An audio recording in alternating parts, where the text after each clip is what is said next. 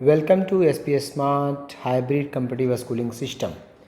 Now NEET solution हम दे रहे हैं यहाँ पे। इसमें जो आपका टेस्ट हुआ है उसका सोल्यूशन यहाँ पे हम दे रहे हैं, वीडियो सोल्यूशन। तो पार्ट 1 में हमने क्वेश्चन नंबर 21 तक डिस्कस कर लिया था। अब यहाँ से हम क्वेश्चन नंबर 22 से स्टार्ट करेंगे। क्वेश्चन नंबर 22 ये कह रहा है, parallel plate capacitor is connected to a cell, a sheet of dielectric and a metal sheet are now introduced between the plate of the capacitor parallel to these plates. The electric intensity between the positive plate of the capacitor and the dielectric sheet is E1, between the dielectric sheet and the metal sheet is E2, and between the metal sheet and the negative plate is E3. Then E1, E2, E3 की value आपसे यहाँ पे पूछा है question number 22 में। तो जो dielectric sheet जो है and the metal sheet are without charge, ठीक है। तो उस पर कोई चार्ज जब नहीं होता है, इलेक्ट्रिक शीट पे और मेटल शीट पे जब कोई चार्ज ही नहीं होता है तो वहाँ पे कोई इलेक्ट्रिक फील्ड का चेंज नहीं होगा। सो क्वेश्चन 1 का आंसर जो होगा this is equal to E1 equal to E2 equal to E3 होगा। First part is the correct answer. Now question number 2। Question number 2 को अगर हम देखें यहाँ पे तो क्वेश्चन 23 में कहा है कि if the temperature of iron and silicon wires are increase from 30 degree Celsius to 50 degree Celsius the correct statement is, ठीक है। तो आयरन एंड सिलिकॉन, देखो बेटा आयरन जो है वो मेटल है, मेटल का टेम्परेचर अगर हम इंक्रीज करवाते हैं तो रेजिस्टेंस जो है बढ़ जाता है, और सिलिकॉन में रेजिस्टेंस क्या होता है, घट जाता है, क्योंकि सिलिकॉन सेमीकंडक्टर है। सेमीकंडक्टर में टेम्परेचर बढ़ाने से रेजिस्टेंस घटता है। सो अगर हम इसका आंसर देखें तो resistance of iron wire increase, so इसका third part is the correct answer बेटा। इसका कौन सा आंसर होगा, third part is the correct answer. Now question number 23 के बाद क्वेश्चन नंबर 24। तो मैं नया सीट लेता हूँ यहाँ पे। नाउ क्वेश्चन नंबर 24 को देखें तो for a cell the terminal potential difference is 2.2 volt when circuit is open and reduces to 1.8 volt when cell is connected to a resistance R is equal to 5 ohm. The internal resistance R of the cell is, जो internal resistance है यहाँ पे आपसे पूछा गया है। So question number this is equal to 21, this is 22, this is 23 and this is the 24 number question. So 24 number question में क्या कहा है आपसे कि गिवन है E is equal to this is 2.2 volt given है आपको, E की वैल्यू कितनी है 2.2 वोल्ट गिवन है, V is equal to this is equal to 1.8 volt given है, external resistance R is equal to कितना है दिस इजकल टू R, और R की वैल्यू कितनी है, so this is equal to 5 ohm given है आपको। So small r is equal to कितना होता है, this is E upon V minus 1 into कितना होता है R।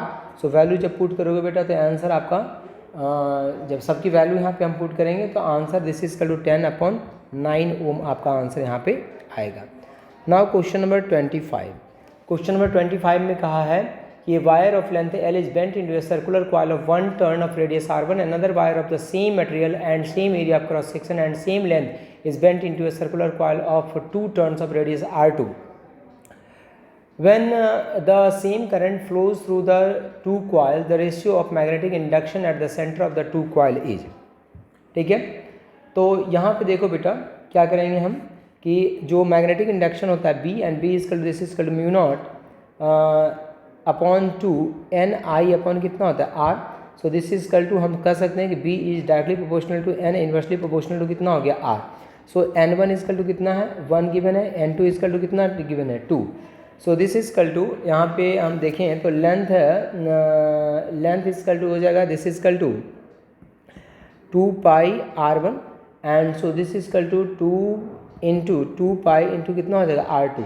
तो ये यहाँ से R1 R2 का रेशियो आ जाएगा। So R2 is equal to this is R1 upon कितना हो जाएगा 2। सो R2 is equal to R1 upon 2 हो गया।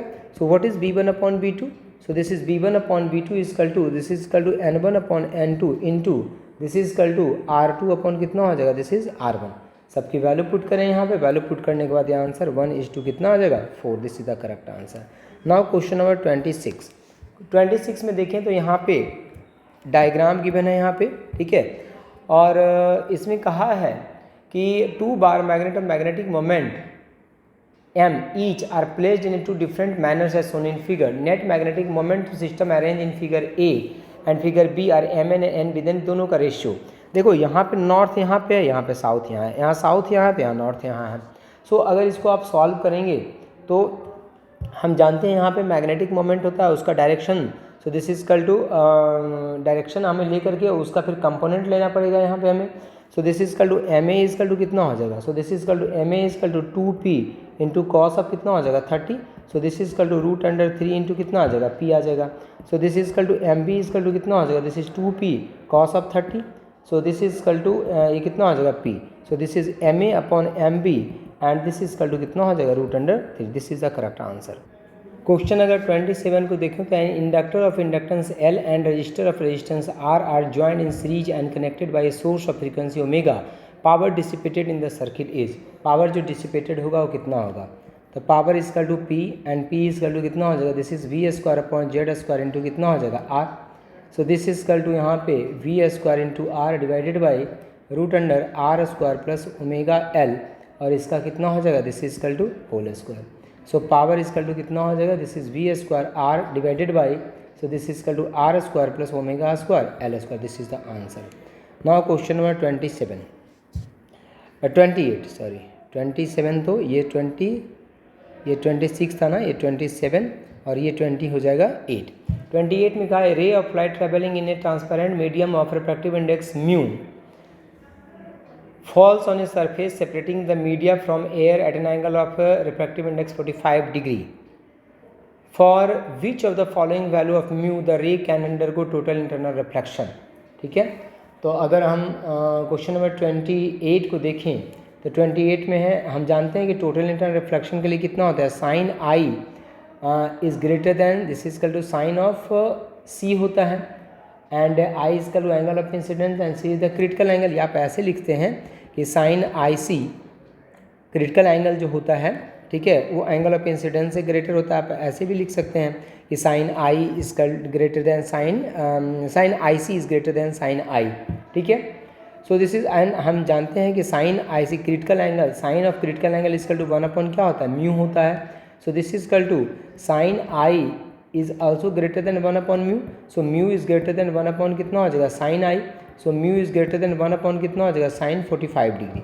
अगर साइन 45 डिग्री होता है, क्योंकि आई इज कल टू गिवन है ना आपको कितना है 45 degree, so this is equal to, अगर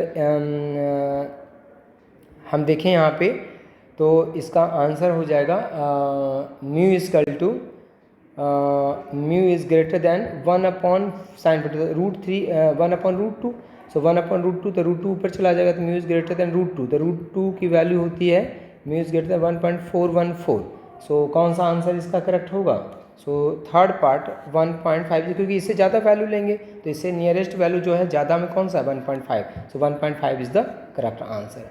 नाउ क्वेश्चन नंबर 29, तो 29 नंबर क्वेश्चन देखिए यहाँ पे, क्वेश्चन नंबर 29 में कहा in Young's double slit experiment the intensity at the central maxima is I, the intensity at a distance beta by 2 above the central maxima is, where beta is equal to क्या है आपका fringe width है।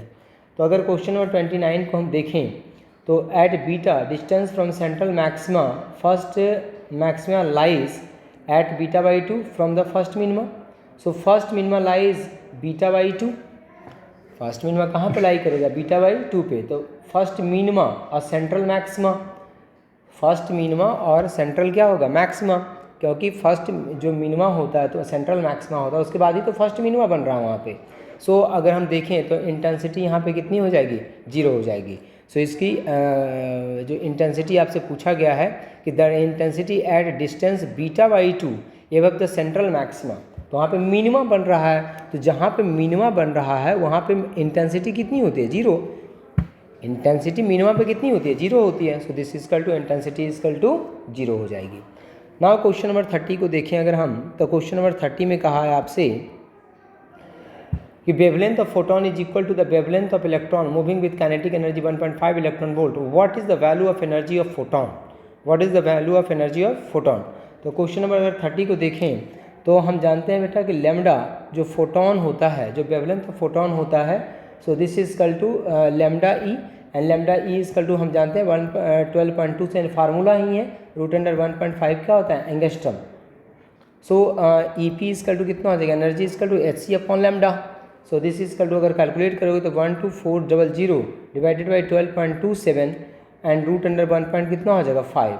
So this is equal to 1.24. This is kilo electron volt. Now question number, next question, question number 31. Question number 31 में है what is the ratio of the shortage wavelength of the Balmer series to the shortage wavelength of the Lyman series. जो shortage wavelength है Balmer series में और shortage wavelength जो है लाइमर series का, उसका रेशियो क्या हो जाएगा. तो हम जानते हैं बेटा फॉर बाल्मर या कोई भी wavelength 1 lambda is equal to R into 1 जो यहाँ पे होता है this is equal to N final minus N क्या होता है, this is initial, N square final minus N square initial. तो अगर बाल्मर सीरीज की हम बात करें तो 1 lambda B. So this is equal to R into 1/2 का स्क्वायर माइनस 1/n का स्क्वायर हो जाएगा. So this is equal to यहाँ से निकालोगे तो और एन इक्वल टू कितना हो जाएगा, हम इन्फिनिटी लेंगे यहाँ पे. क्यों? क्योंकि आपका जो शॉर्टेस्ट वेवलेंथ लेना है तो शॉर्टेस्ट वेवलेंथ के लिए लैम्डा की वैल्यू एन की वैल्यू कितनी हो जाएगी इनिशियल इन्फिनिटी. सो यहाँ से अगर फाइंड करोगे तो 1 lambda B and this is equal to कितना हो जाएगा 4/r. This is equation number 1. इसी तरह से अगर हम लाइमन के लिए बात करेंगे तो 1 lambda L this is equal to R into 1/1 square minus 1 कितना हो जाएगा एन स्क्वायर. सो फिर से यहाँ पे वैल्यू पुट करोगे इन्फिनिटी का तो 1 lambda L is equal to कितना हो जाएगा, दिस इज 1/r हो जाएगा. सो रेशियो कितना हो जाएगा, this is lambda B upon lambda L. So this is equal to 4:1. This is the correct answer. Now question number 32. अगर क्वेश्चन नंबर 32 की हम बात करें तो क्वेश्चन नंबर 32 है जो तुम्हारा यहाँ पे nuclei x with mass number A and charge Z disintegrates into 1 alpha particle and 1 beta particle. The resulting R has atomic mass and atomic number. ठीक है, एक न्यूक्लियाई है X. ठीक है, न्यूक्लियाई कितना है X, मास नंबर कितना है A एंड मतलब कि एटॉमिक नंबर है Z और मास नंबर है A. एक क्या निकला बेटा अल्फ़ा. तो अल्फ़ा जब निकलता है हम जानते हैं अल्फ़ा का मतलब है कि अगर अल्फ़ा निकल गया तो हीलियम का न्यूक्लियस निकल जाता है. अल्फ़ा का मतलब क्या है, हीलियम का न्यूक्लियस 2 और 4.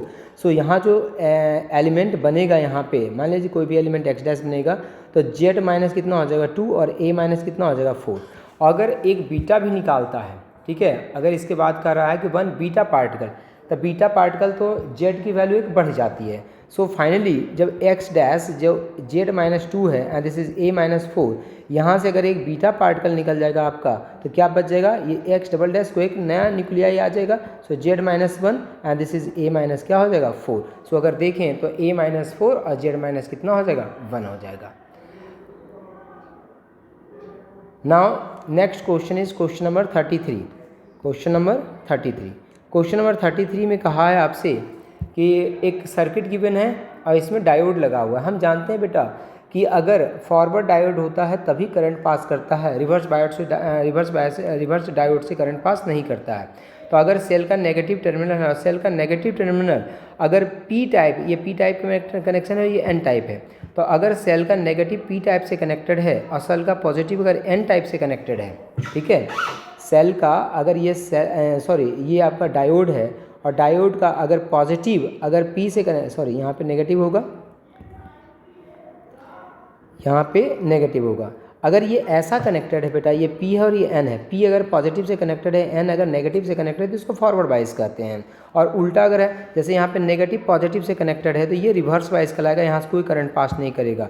ये आपका कहलाएगा फॉरवर्ड बाइस, इसे करंट पास करेगा. तो इसका वोल्टेज जो है तुम्हारा 5 वोल्ट है, यहाँ पर रेजिस्टेंस 20 है और यहाँ पर रेजिस्टेंस 30 है. सो टोटल रेजिस्टेंस इसमें हो जाएगा, सीरीज में है सारा connection. So this is 50 ohm. So I is equal to V upon R. So this is equal to 5/50. So this is equal to 1 upon कितना होना,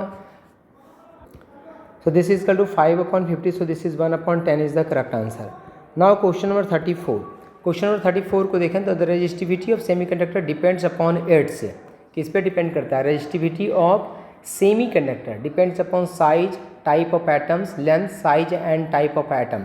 तो अगर हम देखें तो टाइप ऑफ एटम पे ही डिपेंड करता है बेटा, साइज पे डिपेंड नहीं करता है. तो type of atom is the correct answer. Now question number 35. Question number 35 में कहा है statement one the OR gate function correspond to switches in parallel, the AND gate function correspond to switches in series. तो 35 में जो है बेटा इसमें both statement 1 and statement 2 are correct है। स्टेटमेंट 1 जो है वो करेक्ट है, क्यों? क्योंकि और गेट में जो स्विचेज होते हैं पैरेलल में और एंड गेट में जो स्विचेज होते हैं वो क्या होते हैं? सीरीज में। Now question number 36। Question number 36 को अगर हम देखें तो क्वेश्चन नंबर 36 में दूसरा पेज लेना पड़ेगा बेटा। यहाँ पे मैं पेज ले लेता हूँ दूसरा एक। ना क्वेश्चन नंबर 36 को अगर देखें तो क्वेश्चन नंबर 36 में कहा है which of the following sets can not enter into the list of fundamental quantities in system of unit. तो length, mass and velocity, length, time and velocity, mass, time and velocity, length, time and mass. तो कौन सा इसमें fundamental के set में नहीं है? तो सेकेंड वाला length, time and velocity. Velocity नहीं आता है बेटा, तो वेलोसिटी को हम कंसीडर यहाँ पे नहीं कर सकते, ठीक है। So second part is the correct answer. Now question number 37। Question number 37 को अगर हम देखें तो क्वेश्चन नंबर 37 है ए boat crosses a river from port A to port B which are just on the opposite sides. The speed of the water is given है आपको, speed of water is VW and that of boat is VB relative to a still water. Assume VB is equal to 2 VW. What is the time taken by the boat if it has to cross the river directly on the AB line? So बेटा यहाँ पे अगर question को हम देखें तो अगर हम इसका डायग्राम बनाएं यहाँ पे, तो डायग्राम में जैसे ये है तुम्हारा रिवर, ठीक है। तो यहाँ से ये चलना स्टार्ट करता है, ठीक है। तो अगर सीधे अगर रिवर नहीं फ्लो कर रहा होता, स्टिल रिवर होता तो ऐसे चला जाता, लेकिन अब उसको ऐसा जाना पड़ेगा क्योंकि रिवर की भी अपनी एक स्पीड है। So this is equal to VB and this angle is theta हो गया। So this is equal to इसका जो कंपोनेंट होगा दिस इज VB कितना हो जाएगा? कॉस थीटा हो जाएगा। So and this component is कितना हो जाएगा? दिस इज VB इतना, यहाँ पे साइन थीटा हो जाएगा। सो अगर हम देखें और यहाँ पे इस डायरेक्शन में स्पीड कितना है? वेलोसिटी ऑफ जो वाटर है यहाँ पे। So this is equal to अगर हम देखें तो VB साइन थीटा जो है आपका वो किसके बराबर है? VW के बराबर है, ठीक है। And what is sine theta? तो sine theta is equal to जो हो जाएगा बेटा यहाँ पे sine theta is equal to VW upon कितना हो जाएगा? दिस इज VB हो जाएगा। So this is equal to 1/2। So this is theta is equal to कितना हो जाएगा? 30 degree. Theta is equal to कितना हो जाएगा? 30 degree. So time taken T is equal to कितना हो जाएगा? So time taken T and this T is equal to हो जाएगा D upon this is VB cos of theta. So value put करोगे बेटा, तो वैल्यू पुट करने के बाद 2D upon this is VW√3 आपका आंसर यहाँ पे आएगा। So this is equal to question number 38। तो क्वेश्चन नंबर 38 जो होगा उसमें क्वेश्चन नंबर 38 को देखें बेटा, तो यहाँ पे एक डायग्राम गिवन है। यहाँ से मास आता है, टकराता है स्प्रिंग से और रुक जाता है। तो ये जो पोटेंशियल एनर्जी है बेटा वो सीधे कन्वर्ट किस में कर जाएगा? आपका स्प्रिंग की एनर्जी में। सो सीधे लिखेंगे हम 1/2 kx² and this is equal to mg sin 45 degree into क्या हो जाएगा? y displacement, force into displacement work done हो जाएगा। इसको जब सॉल्व करोगे बेटा यहाँ पे तो y equal to x given है, k गिवन है, sin 45 पता है आपको, m मास गिवन है। सो y इक्वल टू कितना आ जाएगा? This is 5 metre is the correct answer. Now question number 39। अगर क्वेश्चन नंबर 39 को देखें तो क्वेश्चन नंबर 39 में कहा है कि in the figure given below a child of mass 4 kg standing on a wooden plank of mass 40 kg which is kept at rest on a horizontal smooth ground. If the child walks on the plank with a velocity of 10 metre पर second with respect to plank, then the velocity of the plank with respect to ground will be. जो velocity of plank होगा with respect to ground उसकी value कितनी हो जाएगी? सो यहाँ पे हम मोमेंटम का कंजर्वेशन करवाएंगे। So this is equal to m1 v1 equal to कितना हो जाएगा? So this is equal to m1 v1 equal to m1 plus m2 into कितना हो जाएगा? This is equal to v। सो अगर इसकी वैल्यू पुट करोगे बेटा तो v की वैल्यू 10/11 दिस इज मीटर पर सेकंड आपका आंसर यहाँ पे आएगा। Question number 39। क्वेश्चन नंबर अगर 39 आप करें यहाँ पे तो क्वेश्चन नंबर 39 हो गया। Question number 40। क्वेश्चन नंबर कौन सा होगा ये? 40। Question number 40। क्वेश्चन नंबर 40 में कहा है कि the specific heat at constant volume of mixture of N2 and He will be. Specific heat पूछा है किसका किसका? N2 का और He का। तो N2 का और He का अगर हम देखें तो टोटल काइनेटिक एनर्जी 1 मोल, क्योंकि हम जानते हैं कि ईच डिग्री ऑफ फ्रीडम के साथ में जो एनर्जी एसोसिएटेड होता है 1/2 kBT होता है, ठीक है। उसको फिर हम R के टर्म में लाते हैं। So this is equal to total kinetic energy of 1 mole of N2 and this is equal to, इसका डिग्री ऑफ फ्रीडम कितना हो जाएगा 5, सो 5/2 इंटू RT हो जाएगा। और इसी तरह से हीलियम के लिए total kinetic energy of He कितना हो जाएगा, तो हीलियम के लिए 3 होगा, so 3/2 this is equal to RT हो जाएगा। तो kinetic energy of mixture of 2 mole कितना हो जाएगा, अगर kinetic energy of mixture of 2 mole हम निकालें तो वो कितना हो जाएगा, so this is equal to 8/2 RT हो जाएगा। Total kinetic energy of mixture of 2 mole, so this is equal to कितना हो जाएगा 8/2 इंटू कितना हो जाएगा RT हो जाएगा।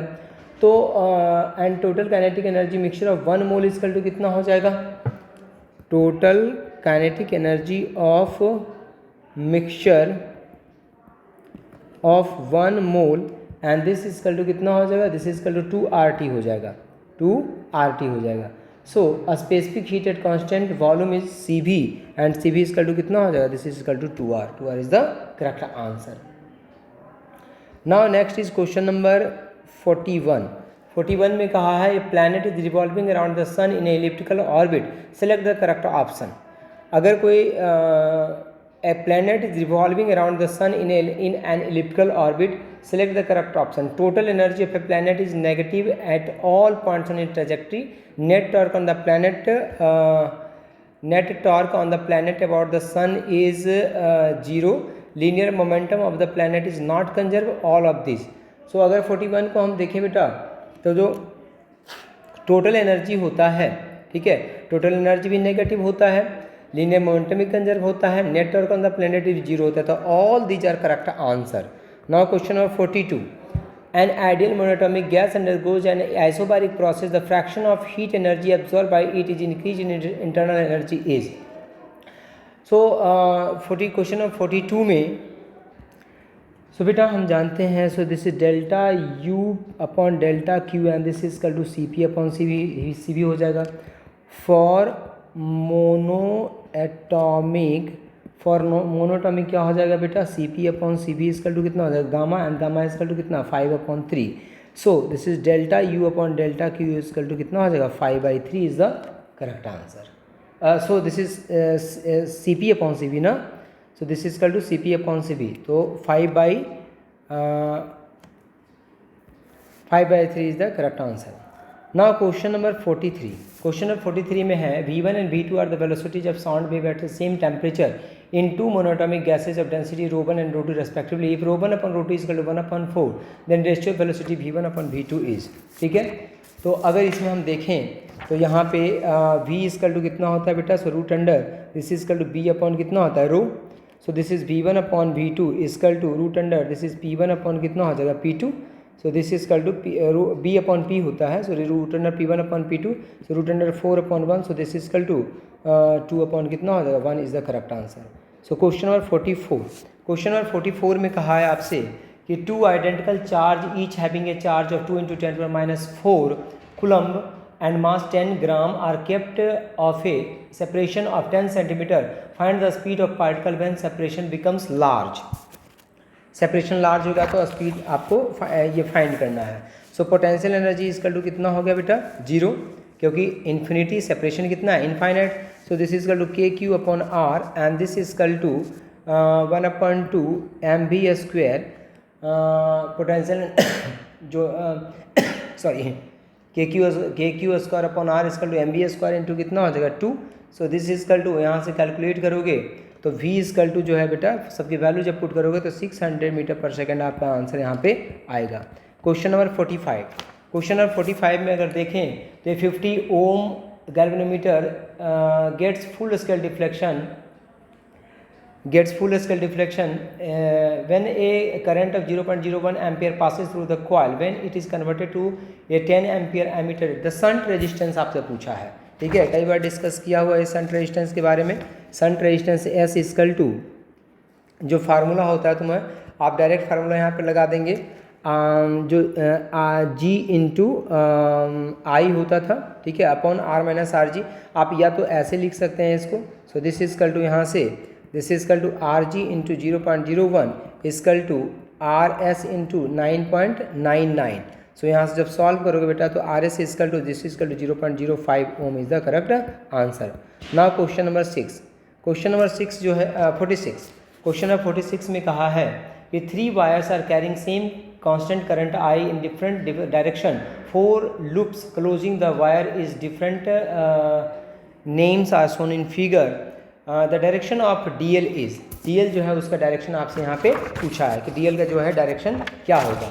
तो अगर इसमें देखें हम तो DL का डायरेक्शन अगर जैसे ये लगाओगे, अगर एम्पियर सर्कुलर लॉ लगाओगे तो close integration B dot DL equal to mu naught into I होता है। सो वहाँ से फर्स्ट पार्ट जो है इसका आंसर आएगा, ठीक है। इसको और नेक्स्ट में हम देखते हैं।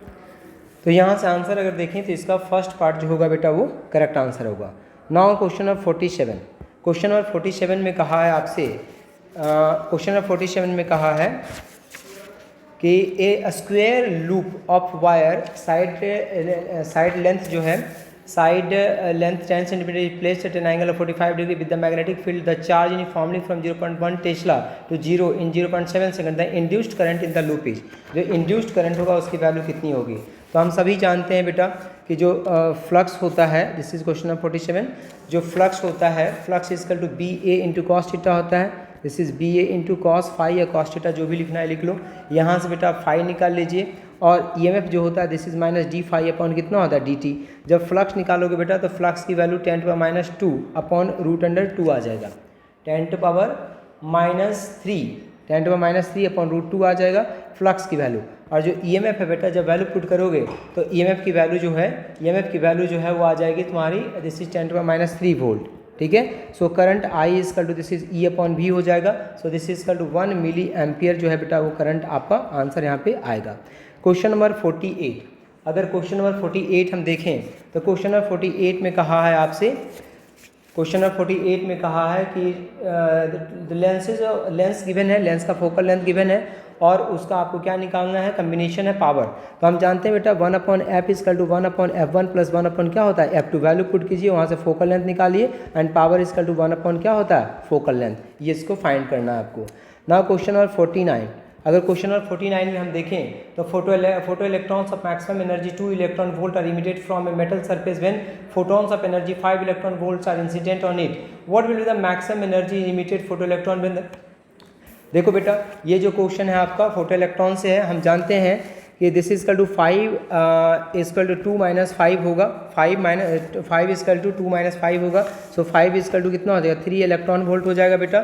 So this is E max और E मैक्स इजकल टू हो जाएगा this is equal to 6 - 5, so this is equal to 3 electron volt. Question number 50 की अगर हम बात करें तो क्वेश्चन नंबर 50 में फिर से वही, अभी एक क्वेश्चन हमने इस पे किया था कि आपको डायोड गिवन है। हम जानते हैं बेटा कि जो फॉरवर्ड बाइस होता है वहीं पे करंट फ्लो करता है, जो रिवर्स बाइस होता है उस पर करंट फ्लो नहीं करता है। तो वही यहाँ पे फार्मूला आपको लगाना है और यहाँ पे जब सॉल्व करोगे तो देखोगे तो ये जैसे 4 वोल्ट हो जाएगा यहाँ पे, this is equal to 4 volt जिससे करंट पास करेगा तो दिस इज 12 ओम, और ये जो हो जाएगा बेटा this is equal to 6 volt हो जाएगा और ये जो हो जाएगा दिस इज कल टू 12 ओम हो जाएगा। सो I इज कल टू अगर निकालोगे बेटा तो 10 अपॉन कितना हो जाएगा 24, सो दिस इज कल 0.42 आपका आंसर यहाँ पे आएगा।